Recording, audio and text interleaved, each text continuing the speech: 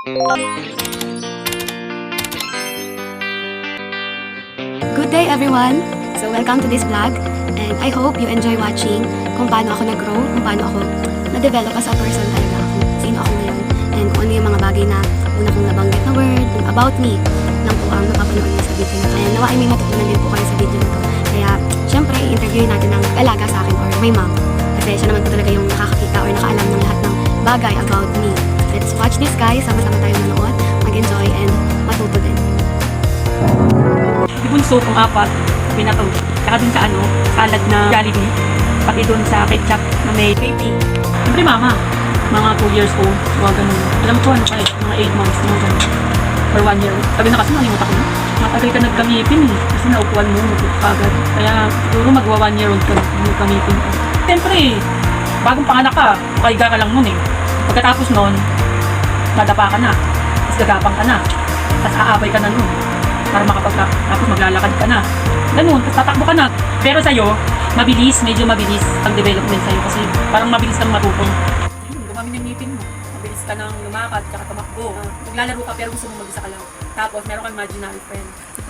Mahilig kang maglaro ng pang-boys na toys. Pero nung mga 5 years old ka na, hindi na. Kasi mga kuya mo nga mga boys. Tapos pinasama ka na sa mga pinsan mo na girls. Tapos, mabilis kang natutong magsulat at saka magbasa. At saka madali kang turuan. Pag may tinuro sa'yo, natututunan mo agad. Kaso lang, iyakin ka. Mabilis kang umiyak. At saka boyis ka. Tapos, hindi ka lumalabas ng bahay. Gusto mo lang kalaro mga kuya mo. 7 to 12, nag-aaral ka na kasi ng elementary. 7 years old, grade 2 ka na. Maga ka kasi nag-aaral. Tapos, nagda-diet ka. Ayaw mong tumaba. Pero nung nag 9 years old ka, tumaba ka. Kasi pinagalitan kita. Sabi ko, hindi ka na mag-aaral kapag nag-diet ka. Tapos tumaba ka. Mabilis kang tumaba. Sa height, hindi.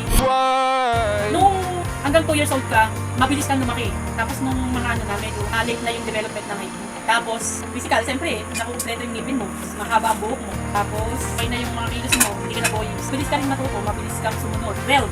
Teenager ka na. Kasi nung 7 to 12, nagkaroon ka na ng monthly period. Pero, ayaw mo ng mga kalaro mga bata. Gusto mo mas matatanda sa yung kalaro mo. Sa 12 hanggang ngayon, ganun pa rin. Pero, tiyaga kang magturo sa mga bata. Pero ayaw mo pa rin kalaro mga bata. Hindi ka masyadong naglaro ng pangbata. Kasi ang mga nakasama mo agad is mga mas matatanda sa'yo. So, yung development ng utak mo is maagang nag-mature. Tapos, masunurin ka ng bata ka kaysa ngayon. Ngayon nag-weight ka na. Yung dati hindi. Pag inutusan ka, nag-weight mo. Tapos, mas malambing ka nun.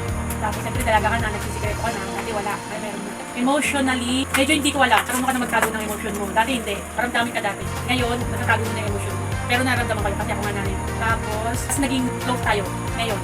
Kaysa dati. Mas naging magkaibigan tayo ngayon. At mas mahal mo pa rin si papa mo kaysa sa akin. Tapos, mas papas girl ka pa rin. Kahit noon.